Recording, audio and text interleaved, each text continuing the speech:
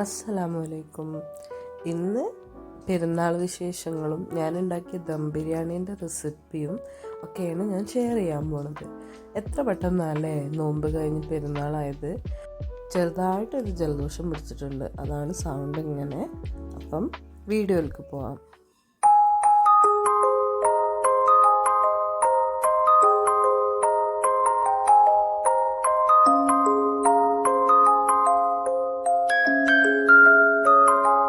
ഞങ്ങൾ കുറച്ച് നേരത്തെ എണീച്ച്, ഞാനും ഉമ്മച്ചിയും. അനിയനും ഉപ്പക്കും പള്ളിയിൽ പോകാൻ ഭക്ഷണം ഉണ്ടാക്കണമല്ലോ അതിന് മുന്നേ. അപ്പോൾ അതിന് വേണ്ടിയിട്ട് ഞങ്ങൾ നേരത്തെ എണീച്ചിട്ടുണ്ടായി. രാവിലെ തന്നെ എണീച്ച് ഞാൻ നോക്കിയത് ഈശോൻ്റെ കയ്യത്തെ മൈലാഞ്ചി എന്തായി എന്നാട്ടോ. അങ്ങനെ ഫുഡൊക്കെ പ്രിപ്പയർ ചെയ്ത് പത്തിരിയൊക്കെ ആയിരുന്നു, അതൊക്കെ ഉണ്ടാക്കി. മുട്ടയും പഴം പുഴുങ്ങാൻ വെച്ച്. ഇത് ചക്കയാണ് കേട്ടോ, ഇന്നലെ വരിഞ്ഞ് വെച്ചതാണ്, ഫ്രീസ് ചെയ്യാൻ വെച്ചിരിക്കണം. അതുകൊണ്ട് ഇനി അപ്പം ഉണ്ടാക്കണം. പിന്നെ ചെയ്തത് ചിക്കനും ബീഫും ഒക്കെ ഡീഫ്രോസ് ചെയ്യാൻ വേണ്ടിയിട്ട് എല്ലാം എടുത്ത് പുറത്ത് വെച്ച് വെള്ളം ഒഴിച്ച് വെച്ചിട്ടുണ്ടായില്ല. ഈ ഒരു ബോക്സ് നല്ലൊരു ഉപകാരമായിരുന്നു, കാരണം നമ്മൾ പുറത്ത് വെച്ചാൽ മതി, ഡീഫ്രോസ് ആയിക്കോളും. പിന്നെ അധികം ഫ്രീസും ആയി നിൽക്കില്ല, അതുകൊണ്ട് വേഗം ഡീഫ്രോസ് ആവുന്നുണ്ട്. അങ്ങനെ അനിയനും ഉപ്പയൊക്കെ എണീച്ച് ഭക്ഷണം കഴിച്ച് ഒരു പള്ളിയിലേക്ക് പോയി. അത് കഴിഞ്ഞിട്ടാണ് ഞാനും ഉമ്മച്ചിയും അനിയത്തിയും ഉമ്മയൊക്കെ ഭക്ഷണം കഴിച്ചത്. പുഴുങ്ങിയ മുട്ടയും പുഴുങ്ങിയ പഴമൊക്കെ ഉണ്ടായിരുന്നു. അപ്പോൾ അതൊക്കെ കഴിച്ച് പിന്നെ റൂമൊക്കെ ക്ലീൻ ചെയ്യാൻ വിചാരിച്ച് അങ്ങനെ പോയിട്ട് കേട്ടൻ തുറന്നപ്പോൾ നല്ല രസമുണ്ടായിരുന്നു, സൺലൈറ്റ് ഇങ്ങനെ റൂമിൻ്റെ ഉള്ളിലോട്ട് കയറുന്നത്. അങ്ങനെ കുറച്ച് നേരം നിന്ന് അതൊക്കെ എൻജോയ് ചെയ്ത് റൂമിലേക്ക് കയറിക്കോട്ടെ സൺലൈറ്റ് എന്ന് വിചാരിച്ചിട്ട് ജനലൊക്കെ തുറന്നിട്ട് കൊടുത്ത്. എല്ലാപ്പോഴത്തെയും പോലെയും പണികളൊക്കെ സ്പ്ലിറ്റ് ചെയ്തെടുക്കാമെന്നാണ് കേട്ടോ വിചാരിച്ചിരിക്കണേ. ഞാൻ ബിരിയാണി ഉണ്ടാക്കും, അനിയത്തി അതിന് വേണ്ടിയുള്ള വെജിറ്റബിൾസൊക്കെ കട്ട് ചെയ്ത് തരും, ഉമ്മച്ചി ബീഫും പിന്നെ പായസവും ഉണ്ടാക്കുമെന്ന് വിചാരിച്ച്. അങ്ങനെ ഞാൻ ഈ ക്ലീനിങ്ങൊക്കെ കഴിഞ്ഞേരെ വേണ്ട വെജിറ്റബിൾസൊക്കെ തൊലിയൊക്കെ കളഞ്ഞ് കഴുകാൻ മാത്രം ഭാഗമാക്കിയിട്ടുള്ള രീതിയിലൊക്കെ കൊടുത്ത് അപ്പോൾ എന്ത് ചെയ്തോളും, നന്നായിട്ട് അതിനെ ചതക്കേണ്ടതൊക്കെ ചതച്ച് തരും. ഞാൻ അതൊക്കെ ഓളെ ഏൽപ്പിച്ച്. പിന്നെ ഉപ്പയൊക്കെ പള്ളിയിൽ നിന്ന് വന്നു കഴിഞ്ഞാലാണ് ഇസൊക്കെ എണീച്ച് വരുന്നത്. ആ ടൈമിലാണ് ഞങ്ങൾക്ക് പെരുന്നാൾ കൈനീട്ടം കിട്ടിയിട്ടുണ്ടായിരുന്നത്. അപ്പോൾ ഇസുവിൻ്റെ പൈസ എനിക്ക് തരുമോ നോക്കിയതാ, പക്ഷെ തന്നിട്ടോ. അങ്ങനെ എന്താ പറയുക, ഒരു ചെറിയ ഫാമിലി മൊമെൻ്റൊക്കെ കഴിഞ്ഞ് അങ്ങനെ ഞങ്ങൾ കിച്ചണിലോട്ട് കിച്ചണിൽ കയറിയിട്ട് ഉമ്മച്ചി ബീഫിന് വേണ്ടിയിട്ടുള്ള എല്ലാ മസാലകളും ഇട്ട് കുക്കറിൽ കയറ്റി അത് വെന്ത് കഴിഞ്ഞിട്ടുണ്ടെങ്കിൽ അതിനൊന്ന് ഉമ്മച്ചി റോസ്റ്റ് ചെയ്തെടുത്തോളും. ഇനി നമുക്ക് ബിരിയാണി ഉണ്ടാക്കാം. ഇത് ഒത്തൻറ്റിക് ആയിട്ടുള്ള ബിരിയാണീൻ്റെ റെസിപ്പിയൊന്നുമല്ല, ഞാൻ ഇതുവരെ ഉണ്ടാക്കിയിട്ടുള്ള എൻ്റെ ഒരു ചെറിയ എക്സ്പീരിയൻസിൽ ബിരിയാണി ഞാനായിട്ട് ഉണ്ടാക്കുകയാണ്. അപ്പോൾ അതിന് വേണ്ടിയിട്ട് ഞാൻ ഓയിലിലോട്ട് ഉള്ളി ഇട്ട് കൊടുത്ത് ഇത് ഫ്രൈ ചെയ്തെടുക്കാൻ വേണ്ടിയിട്ടാട്ടോ. അങ്ങനെ അതിനെ നന്നായിട്ടൊന്ന് ഗോൾഡൻ ബ്രൗൺ ആയപ്പം മാറ്റി ആ ഓയിലിലോട്ട് തന്നെയാണ് നമ്മൾ മസാല ഉണ്ടാക്കുന്നതും. അപ്പോൾ അതിലേക്ക് സെയിം ഓയിലിലോട്ട് ഞാൻ ഉള്ളി ആഡ് ചെയ്ത് കൊടുത്ത് എന്നിട്ട് അതിനെ നന്നായിട്ട് ഉപ്പിട്ടിട്ട് വഴറ്റിയെടുക്കുകയാണ് ചെയ്തത്. ഏകദേശം വഴണ്ട് വന്നേരം അതിലേക്ക് നീളത്തിൽ അരിഞ്ഞിട്ടുള്ള തക്കാളി, ജിഞ്ചർ ഗാർലിക്കിൻ്റെ പേസ്റ്റ് പിന്നെ ഗ്രീൻ ചില്ലീൻ്റെ പേസ്റ്റും ഞാൻ ആഡ് ചെയ്ത് കൊടുത്ത് നന്നായിട്ട് അതിനെ ഇളക്കിട്ടോ.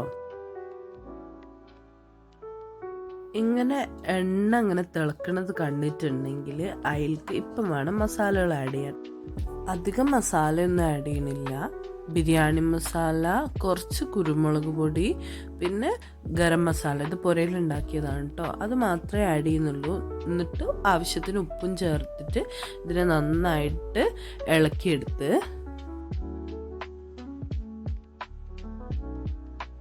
നല്ലോണം ഇളക്കിയിട്ട് ഏകദേശം ഇങ്ങനെ കുഴഞ്ഞ പരുവത്തിൽ ഉള്ളിയും തക്കാളി ആവുമ്പോൾ വേണം ഇതിലോട്ട് ചിക്കൻ ആഡ് ചെയ്ത് കൊടുക്കാൻ. ചിക്കൻ ആഡ് ചെയ്ത് കഴിഞ്ഞിട്ട് ഇതിലേക്ക് നമ്മൾ ആഡ് ചെയ്യണതാണ് തൈര്. അങ്ങനെ അത് നന്നായിട്ട് മിക്സ് ചെയ്തെടുക്കുക. ഇതിനെ ജസ്റ്റ് ഒന്ന് വേവാൻ വേണ്ടിയിട്ട് നമ്മളിനി എന്ത് ചെയ്യണം, മൂടി വെക്കണം. ചിക്കൻ ഏകദേശം 10 മിനിറ്റ്സോളം ഞാൻ വേവിച്ച്. പിന്നെ അരി ഞാൻ നോർമലായിട്ട് ഉണ്ടാക്കുന്ന പോലെ ബേ ലീവ്സൊക്കെ ഇട്ട് ഗീയിൽ ഉണ്ടാക്കി എടുത്തിട്ട് ചോറ് അങ്ങനെ അത് ദം ചെയ്യാൻ വേണ്ടിയിട്ട് വേറൊരു പാത്രത്തിലോട്ട് ഫസ്റ്റ് ലെയറായിട്ട് ചോറാണ് ഇട്ടത്. ഉമ്മമ്മയാണ് ഇത് ചെയ്യുന്നത്.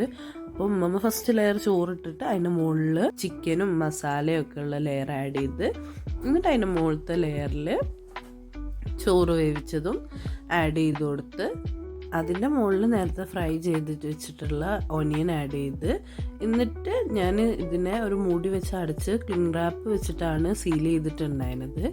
ഏകദേശം 1 അവറോളം ഇത് ദം ചെയ്തിട്ടുണ്ട് കേട്ടോ. അടുപ്പിൻ്റെ ചൂടിലാണ് കൊണ്ടുവച്ചിട്ടുണ്ടായിരുന്നത്. നന്നായിട്ട് ചിക്കനൊക്കെ നന്നായി വെന്ത് വന്നിട്ടുണ്ടായിരുന്നു. പിന്നെ ഞാൻ ഈ വട്ടം സെർവ് ചെയ്തത് ഫുള്ളും കൂടി കൂട്ടി കുഴച്ചെടുത്തിട്ടുണ്ടായില്ല.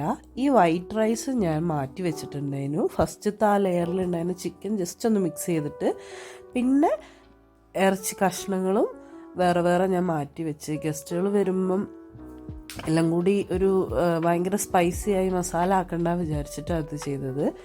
പിന്നെ മസാല ആയിട്ടുള്ള റൈസ് കുറച്ച് ഉണ്ടായിരുന്നതും അങ്ങനെ തന്നെ മാറ്റി വെച്ച് അങ്ങനെ 3 പാർട്ടാക്കി വെച്ച് പിന്നെ സെർവ് ചെയ്യുന്ന ടൈമിൽ ഈ വൈറ്റ് റൈസും മസാല ഉള്ള റൈസും കൂടി മിക്സ് ചെയ്ത് പിന്നെ ചിക്കൻ അതിൻ്റെ കൂടെ സെർവ് ചെയ്യുകയാണ് ചെയ്തിട്ടുണ്ടായിരുന്നത്.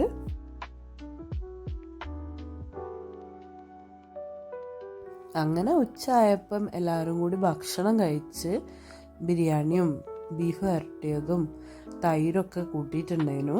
പിന്നെ കുറച്ച് വൈകുന്നേരം ആയപ്പം കസിൻസ് എല്ലാവരും വന്ന്, എല്ലാവരും ഇല്ല, ഇവിടെ വയനാട്ടിലുള്ള ഞങ്ങളെ കസിൻസ് വന്ന് അങ്ങനെ ഇസും മോലൊക്കെ ഭയങ്കരമായിട്ട് എൻജോയ് ചെയ്യാണ്. ഇത് എൻ്റെ കസിൻസാണ്, പക്ഷേ ഇസുവിൻ്റെ കസിൻസ് മാതിരി ഇല്ല. ഇതോളം ഏറ്റവും ചെറിയ മേമയും ഇത് ഏറ്റവും ചെറിയ കാക്കുവാണ്. അങ്ങനെ ഓലൊക്കെ ഭയങ്കരമായി ഇസുവിന് ഇങ്ങനെ കുട്ടികളൊക്കെ ആയിട്ട് കളിക്കാൻ ഭയങ്കര ഇഷ്ടമാണ്. ഇവിടെ ഇസു മാത്രമേ ഉള്ളൂ കേട്ടോ. ഒക്കെ കളിക്കാനും ഞാനും അനിയത്തിയും മെച്ചിയും ഒക്കെ തന്നെ ഉണ്ടാവലുള്ളൂ. അങ്ങനെ ഇസു ഭയങ്കര കളിയൊക്കെ ആയിരുന്നു. അത് കഴിഞ്ഞിട്ട് ഞങ്ങൾ അക്വാ ഫെസ്റ്റ് നടക്കുന്നുണ്ട്, അവിടെ പോയിട്ടുണ്ടായി. അപ്പോൾ ആ വീഡിയോ ഞാൻ എന്തായാലും വഴി ഇടുന്നുണ്ട്. ഇതൊക്കെയായിരുന്നു ഞങ്ങളെ പെരുന്നാൾ വിശേഷം. നിങ്ങൾക്ക് എങ്ങനെ ഉണ്ടായിരുന്നു പെരുന്നാളൊക്കെ കമൻറ്റ് ചെയ്യണം കേട്ടോ. അപ്പം അത്രയേ ഉള്ളൂ. ഇൻഷാ അല്ലാഹ് അടുത്തൊരു വീഡിയോയിൽ കാണാം.